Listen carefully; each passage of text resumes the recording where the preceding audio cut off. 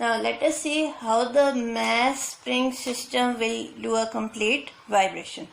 When I will leave the mass M at point A, it will be for a moment as it is at rest, its velocity will be 0, but as you can see that the spring is stretched.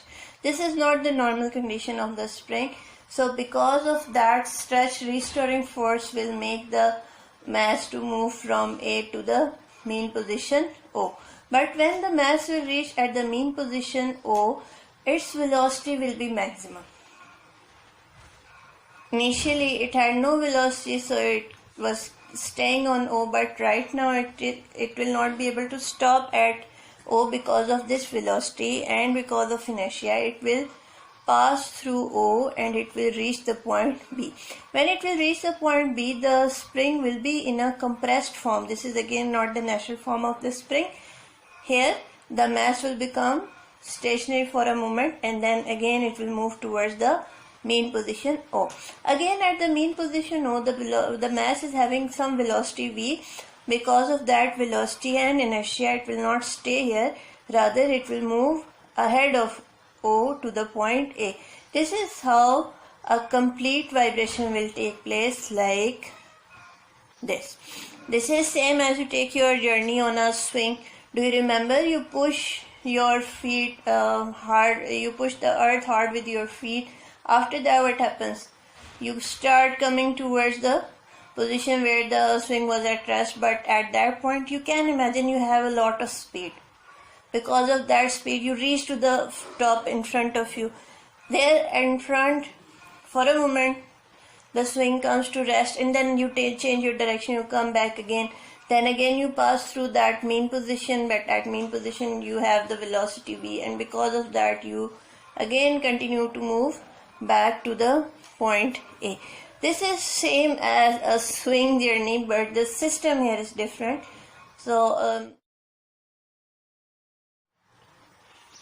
now I will discuss the complete vibration at different points, how the body will be moving. There will be two important things to note down first. We will discuss two main things, the restoring force, and the second one is velocity. Restoring force will depend upon X. It will depend upon the displacement from the mean position. Restoring force and displacement from the mean position are directly proportional to each other. Now, second thing is velocity. The value of velocity will depend on its direction. If it will be along the direction of acceleration, it will behave differently. If it will be against the direction of acceleration, it will behave differently. Let us discuss the first position, that is the extreme position A. At extreme position A, the displacement x is maximum, so the restoring force is also maximum. On the other hand, you know that at point A the body will stop briefly and then it will start moving. It's like when you take swing and you go to the height or the extreme position, you stop for a while, then you continue the swing. Now when it will move from A to O, the displacement from the mean position will start decreasing, so the restoring force will also start decreasing. But again, one thing, we know that acceleration is always directed towards the mean position. The motion is also along the same direction, so the velocity will increase. Now at mean position, the displacement of the body from the mean position is 0 as it is on the mean position, so the restoring force will also be 0. But here the velocity will attain the maximum value. It's like when you are taking a swing and when you pass through the middle point, you feel the maximum velocity in yourself. So is the case with the mass and spring. Now the body will not stop at the mean position because it is having a lot of velocity in it. Because of inertia, it will continue its motion towards the point B. When it will be moving away from point O and towards the point B, the distance from the main position will be increasing, displacement from the main position will be increasing, so the restoring force will also increase. But you know that acceleration acts towards the mean position. Body is moving away from the mean position. So now velocity will decrease. When the body will reach at the extreme position B, the displacement from the mean position will be maximum. So the restoring force will also be maximum. But at point B, as you reach to the top of the swing, what you do? You just stop for a while, then you come back. So is the situation with the mass spring system. The mass will stop for a while and its velocity become 0. Now, because of this restoring force, which is maximum, the body will again move from B to O. When it will be moving from B to O, the displacement from the mean position will decrease as it is moving towards the O, so the restoring force will also decrease.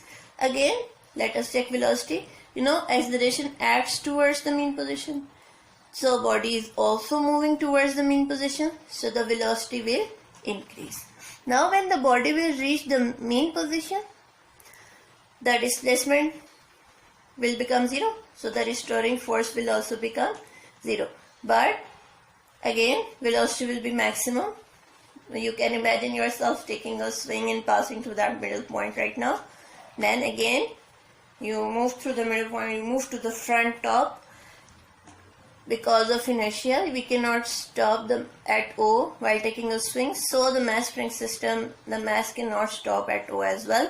It will start moving from O to A. When it will be moving from O to A, its displacement from the mean position will be increasing. So the restoring force will also increase. But as you know that acceleration is towards the mean position, body is moving away from the mean position. So the velocity will decrease.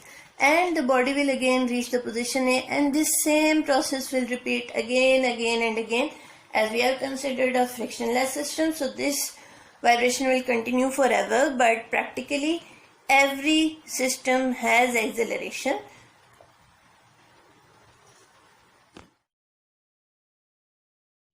Now is the last thing. What is time period? Time period is time taken for one complete vibration. What is a vibration? Vibration is a complete round trip. Like when the body starts vibrating from A and it again comes back to A, and then this will be a complete round trip, and this will be named as one vibration. The formula for time period is T is equal to 2 pi under the root m divided by K. Now let us discuss m and k separately. What is m? M is the mass which is used in this experiment.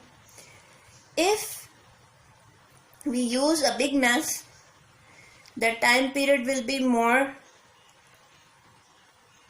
If we use a small mass, the time period will be less. More time period means that mass spring system will move slowly. Less time period means that mass spring system will move very fast. You know it from everyday life as well.